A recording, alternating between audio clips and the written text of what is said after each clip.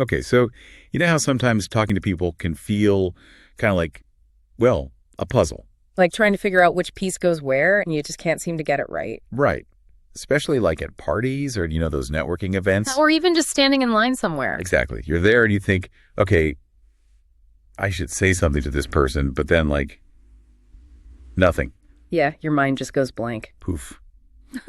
So that's what we're diving into today. How to make talking to people feel a little less like a puzzle and a lot more like a good conversation. Exactly. We're not aiming for perfection here. No grand speeches or anything. Yeah, we just want to help you navigate those moments when you're like, okay, what do I say now? And move beyond just, the typical small talk. Yeah, like, wow, this weather, huh?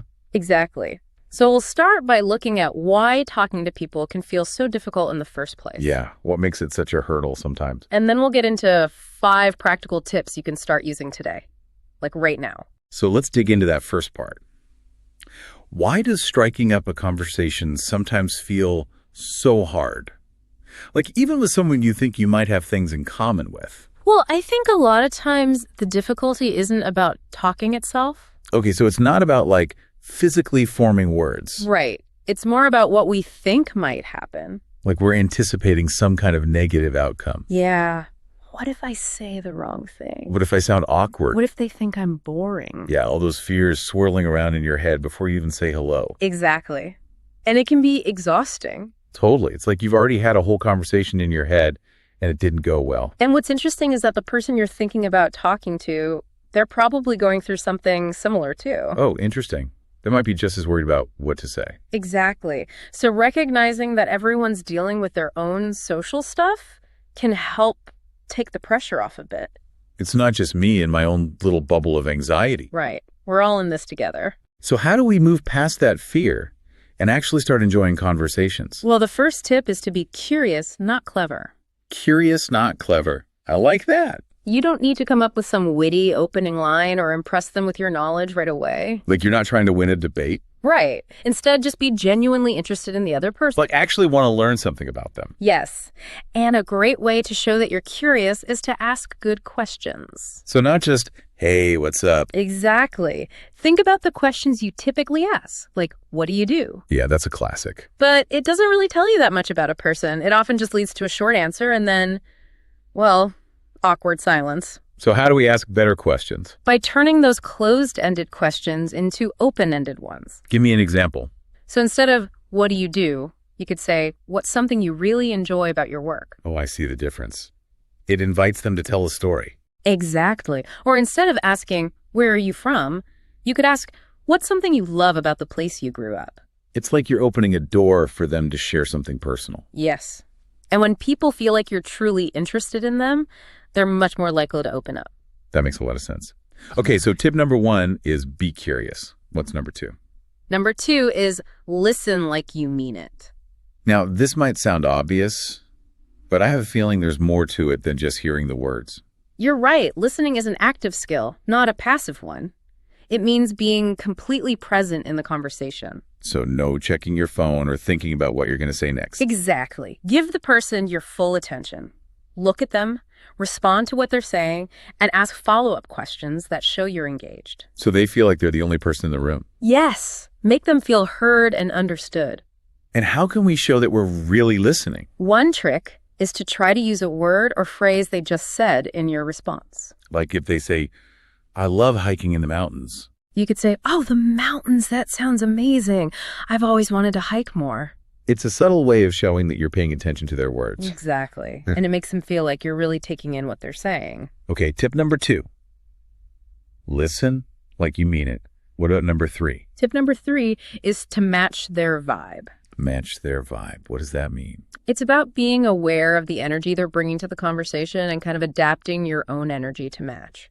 So if they're really laid back and chill. You don't want to come in super high energy. Right. Like you wouldn't want to be like, hey, what's up? It's great to meet you. Let's go skydiving. Exactly. But on the other hand, if they're super enthusiastic and talkative. You don't want to be like, yeah, that's cool. And you just stare at your shoes. Right. It's about finding a comfortable level of energy that works for both of you. So it's kind of like mirroring their energy. Exactly. It's called conversational mirroring. I've never heard that term before. But we do it naturally all the time.